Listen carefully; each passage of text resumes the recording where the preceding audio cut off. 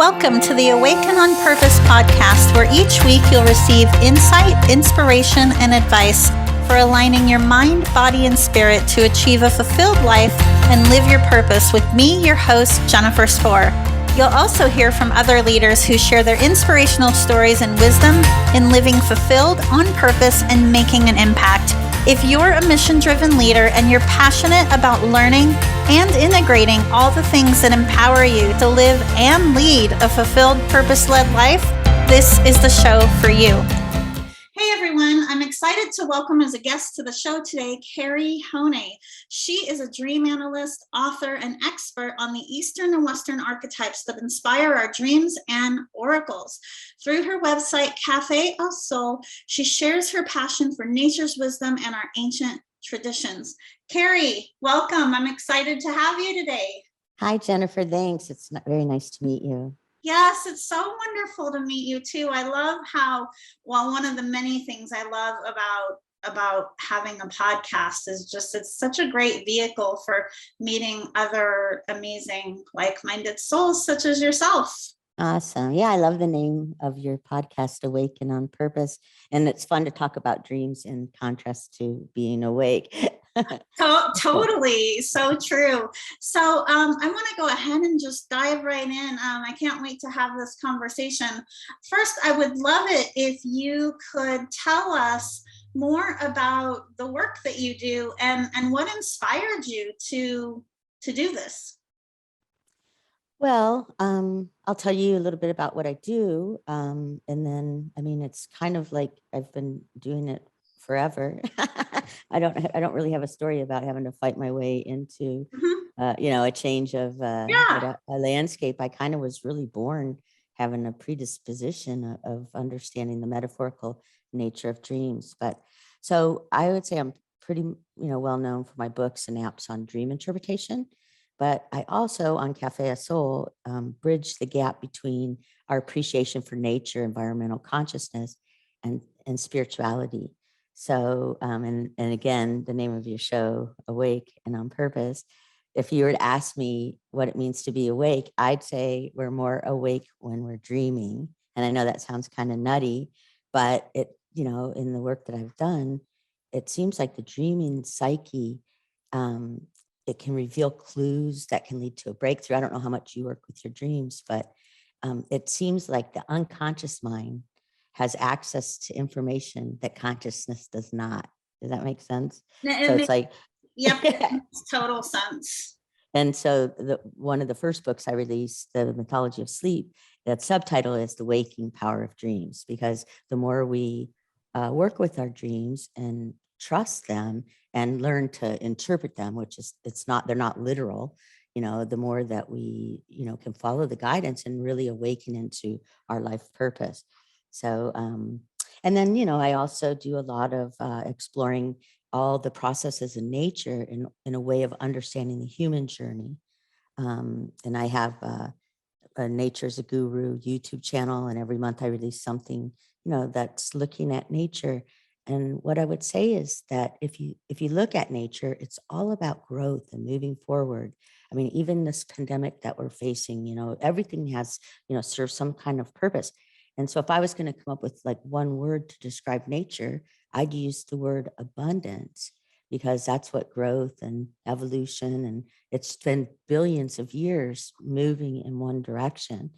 And so I always feel like when people talk about trying to get abundance in their life, you don't have to chase it. You don't have to discover it. You don't have to learn about it. You just have to open to it, because that's what nature is about. So anyways, I've, written several books and that have to do with nature's inspiration, the archetypes, as you've mentioned, the I Ching. I don't know if you're familiar with that, oracle, the book about tarot, astrology, because I feel like what we can get out of our dreams is profound. And even when I'm working with people who don't generally remember their dreams, they start to remember them more. But the reason I have the oracles on my website is because I find that oracles allow a person to have that same sort of, if their intention is to open and discover, the oracles can provide, kind of a dialogue, a subjective, objective way of like working through the same sort of thing that we would be dreaming about. In fact, people that I work with that are sending me their dreams, they're pulling an oracle reading and they're getting the same sort of direction. Does that make sense? So that's kind of my thing. Yeah, no, that makes total sense. If someone wanted to become more intentional about paying attention to their dreams and analyzing their dreams, what advice would you have for them in terms of getting started? Well, first of all, intention, like you say, that's the most important thing. Like before we go to sleep, some people find it helpful to have the intention, please, I want to have a breakthrough, or I need help understanding this crisis I'm in, or whatever. And then the second thing would be to have a way to record or write down immediately before you start slipping back into the left brain's logical, what buried all of the dream content in the first place. Before you slip back into that, write down the symbols, write down as much as you can before you start analyzing it. And I don't know how much you know about dream interpretation, but if people were to take a dream and try to understand it literally, they dream of other people. They think that means to contact the other people. No, everything in the dream is a mirror. The landscape, if it's snowy, or if it's a desert, or if it's very lush and green, it's reflecting. It's kind of a painting of the inner landscape of what you're going through at any given time. The lighting, if it's dark, it shows me that something's a little bit deeper in the unconscious than dreams that are, by day. And when we dream of other people, we're exploring qualities. Like if we thought of an adjective to describe them, we would, say, well, what part of that Nancy does, she's really super aggressive. What part of that maybe am I adopting, exploring, discarding, so if we can look at the dream symbolism as a mirror of us with, we can start to understand them more. And the other thing with dreams is they're super cryptic, and they're cryptic and in a very fascinating way to me. I mean, I've been doing this for literally decades. They will take a very abstract or complicated idea, and the creative mind that everyone has, because we all dream nightly, REM proves it, it will wrap it in like 3 symbols. And sometimes and we'll think, wow, that's so bizarre, it can't mean anything. Well, the more bizarre, the better, because there's really interesting clues in the way that it will wrap 2 divergent ideas together, when we're dreaming. So just to answer your question is, have the intention, have the commitment to write it all down before you start analyzing it. And then once you have it, there's a ton of places that you can, explore dream interpretation. Obviously I have, a dream dictionary on my website or apps or whatever, but talk to your friends about it, because generally they would have probably a more objective way of looking at the content and see it differently than you. So it's kind of, it's that sort of thing. And I feel like we're dreaming more in the right brain, and we're living by day in the left brain. Mm-hmm. I don't know if that makes sense, but the right brain is very visually driven. There, it's whatever's happening in the left brain is about, details and survival, and getting something that we see every day can be reduced to a word so that we don't even see it anymore, and it's we have like a survival side of us that's very focused during the day on what's wrong and what's out of place. And whether we realize it or not, there's some part of us that is more interested in conforming or being accepted or getting stroked, and not necessarily about living out our destiny and that unique version that life created us to be. And so the dream is the opportunity for that side of us to have expression. Yeah, that's so true. I've found that as well. I mean, I'm not a professional in dream interpretation, but I'm very familiar with it. And our dreams are very symbolic. And I love what you said, that you mentioned, the right brain versus the left brain, and how open we are to receiving that information.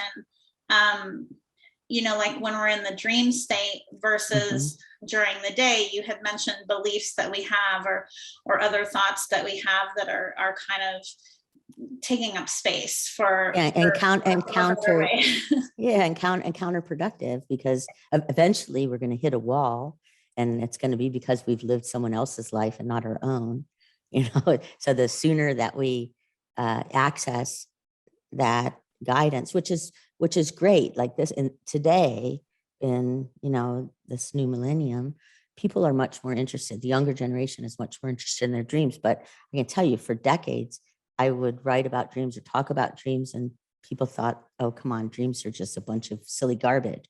And it's really like a digestive organ, right? Like the mind is, we're taking lots of experience, and some of the ideas that we have are nourishing and therefore assimilated, just like the intestines do with food, right?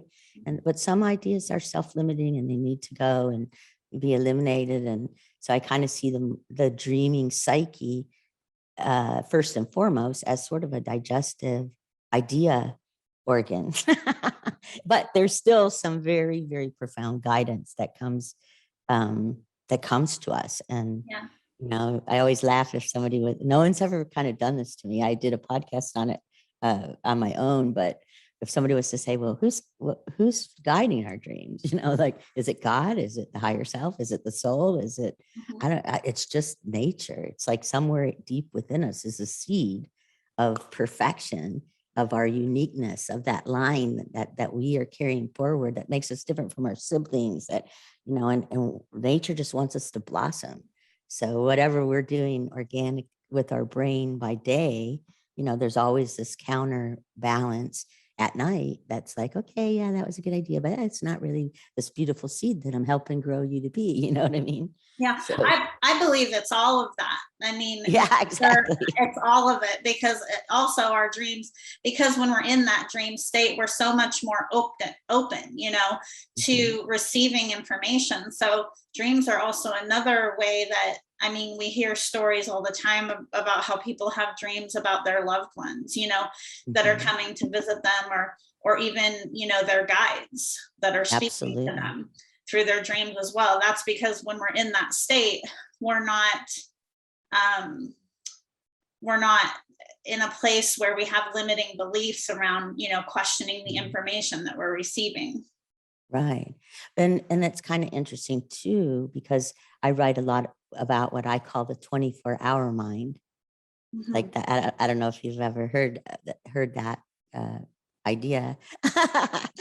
So I'll kind of explain it, but we sometimes think that, okay, I'm going to go to sleep, and I'm having my dreams. Now I woke up, and now I'm having these experiences, and we kind of separate the two to say, well, experience is much more relevant and important than the dreamscape, right? Well, not necessarily, because the work that we're doing in the dreamscape finds its way into everyday experience. It changes us, and then the experience then we carry back into the dream state. So when I say the 24-hour mind, I teach people not to think of life in terms of them being separate. Like, see it, I give that much importance. And by doing so, it awakens, and everybody that I do dream work with has this happen to them. It awakens, like what you might call, what some psychics would be trying to develop or whatever, but it awakens synchronicity. It awakens a sense of profound connection to the flow, that once we start paying attention, it's almost like it opens up what you're saying we have in the dream state. It opens it up in daily life, and it's very amazing. So that's why I try to teach people to cultivate kind of more of a 24-hour approach, Yes, I'd love to touch on the use of oracles and including tarot a bit. I think it's a fantastic tool, especially for people who are in the stages of learning how to recognize their inner guidance also, and just forge a deeper connection with themselves and, with the spirit realm too. what are your thoughts on the use of those tools while also forging a deeper connection with one's own inner voice? Because the reason why I ask this question is because what I find that can happen sometimes with people is that they will come to rely more on those tools than their own inner voice. And it's really important to have balance. Right. And that's why specifically on one of the oracles on my site, I say, you know, in fact, you'll get the reading back. Like, you need to like really contemplate this. Like, don't just keep asking. And what I will say is, you know, because of all the work I've done with dreams, I've explored archetypes, comparative religion, mythologies, you know, and that's pretty much how I came to the whole oracle place. Not unlike Carl Jung, I guess, that he would have, like, you know, seen the relevance of oracles. But I have the tarot on there, and I also have the I Ching, and the I Ching comes from China, and, you know, Taoism, which is where Buddhism mixed with Hindu, or Taoism and Hinduism kind of becomes Buddhism. And then tarot in the West with all of the archetypes that come from a lot of our, you know, Sumerian and Greek mythologies and some of the ideas from the Renaissance. And so they're kind of like archetypes, right? And when somebody's unable for whatever reason to remember their dreams, I like to have the oracles available to them, because if their intention is to open to something they hadn't considered, you know, a lot of times the oracle can do that. But if they're using oracles like, does he like me, or what's he thinking now, or why isn't he calling, or he, you know, I know the I Ching is really great with the way that it's put together. It's almost like working with a Zen master.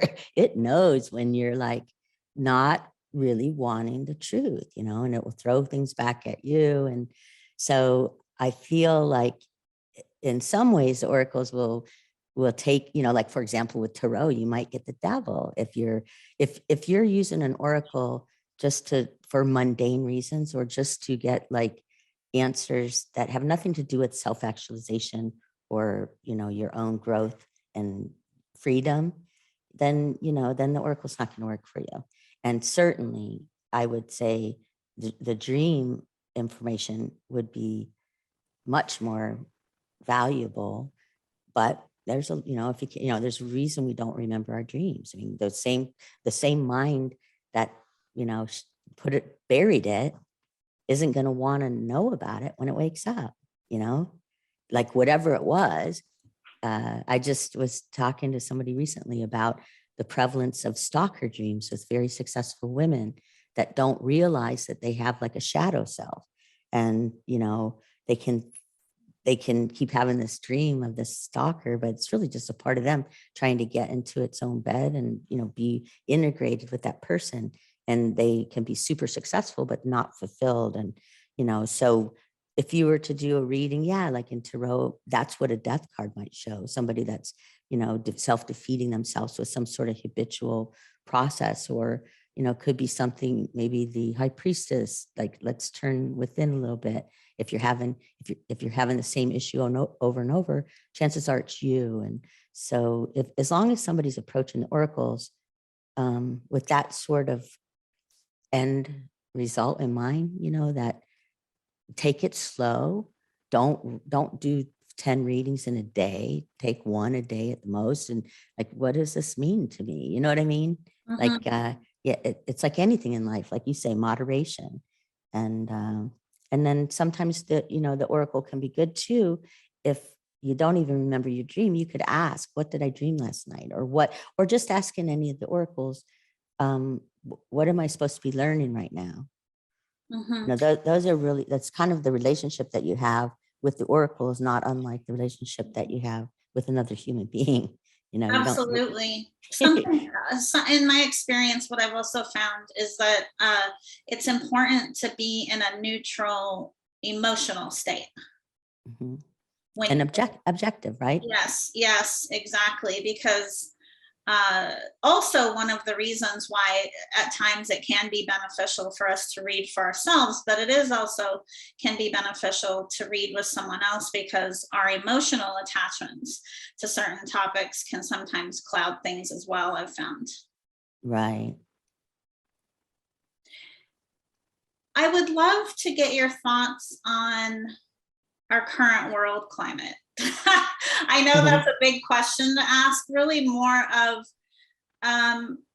no, what, I mean, I think of that a lot. I think yeah, that's probably why I write the inspirational stuff that I do, like for totally. example, the videos that I do. My question is, because we're all about, part of my mission here as well is helping others to align with their purpose, to align with the highest path and vision that they have for their lives. And what would be your advice for how someone can most successfully navigate through these times that we're in? Well, first of all, I think the most important thing is coming to a realization that everything's perfect. And I don't say that like some, pie-eyed, Yeah. I think that all of life, and especially when you look in nature, nature is composed of chaos and change and organization and order, and then chaos again and change. And no matter where you look, that's what's happening. That's how things change in life. And if we took a snapshot of 2018, 2019, there was just a lot of anger and, very negative energy in general.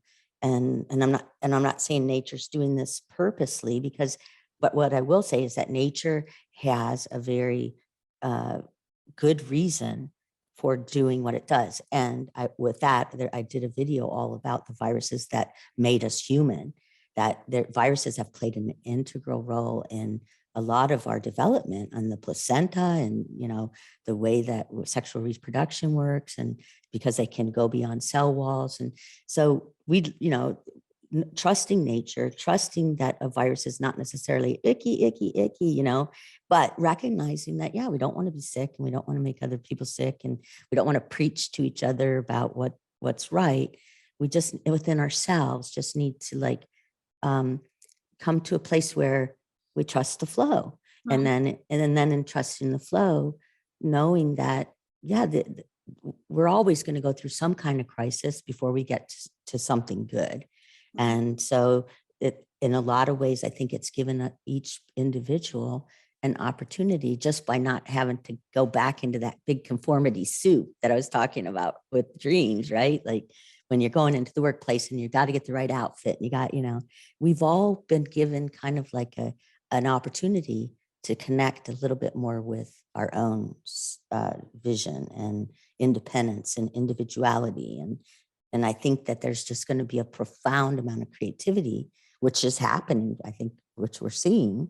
So, there's just the good and the bad that are really, I think I just finished something called It's Just This, which is like, we're always looking for an answer, but it's just this. And the sooner we get into that awareness of acceptance of what is, and it's perfect and it's beautiful, it doesn't matter what's going on, because we're there in this great flow of doing, we start to see opportunity where before we would have thought it was a crisis. Does that make sense? It makes total sense. And you had mentioned creativity, and that's something I'd love to touch a little bit more on, because, and then you also referenced conformity. Mm-hmm. We are in a time where each one of us individually can have these part of our journeys, right? Some people refer to it maybe as a dark night of the soul, but this is happening collectively. And the systems that have been promoting conformity for so long are dismantling, essentially, because as I know that you probably talk about too, nature is cyclic, right? And so it's like we're on the cusp of a new season. And so the creativity and bringing forward those ideas and the things that we're feeling called to express is so important, because it's those very ideas that are meant to bring forth the more evolved, sustainable way of living that I think humanity is really craving right now. Right. And that's why I call it an opportunity. Yeah. Because it's Totally. without this, we wouldn't. And that's where I think astrology is really profound too, because astrology, if you look at, and that's just another oracle, it's another way of seeing your life path, described in this, tapestry of the moment that you were born and what was happening in the universe. But you could have predicted a lot of things. And I wrote years ago about, the things that led to the downfall of the bricks and mortar and everybody online. And, and it's kind of like, where would we be now with the pandemic had we not gone through, that transition from losing all those Barnes and Nobles or stores or whatever, and everything kind of went online. So it's sort of like everything is constant. Like there's some sense that there's a future that we can't really understand yet, but we're going there. And all this was required. And when you touched on conformity and creativity, it reminded me, because for a long time I worked in East LA with gangs that were, I was actually working a lot with kids in high school that were like, if the teacher felt that they were at risk of joining a gang or whatever, they would go into this creative workshop with me, and it would last about 8 weeks. And, I back then, and I'm talking the early 90s, that, there was the idea that all a kid has is peer pressure. And if without art and education, they didn't have the ability to kind of hear their own drummer. Creativity is not about learning. Everybody needs to paint the flower.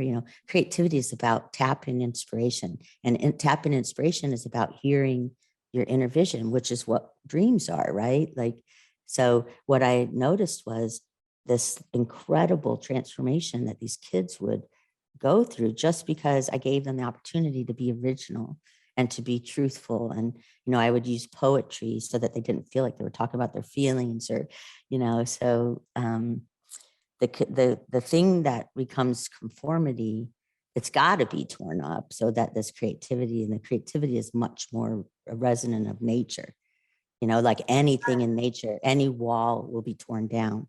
Anything man tries to do, oh, please, we're here a second on the geological scale. We can't possibly destroy anything. We'd be wiped out. Like this, whatever this giant entity is, it knows how to overcome anything that would impede its forward progress.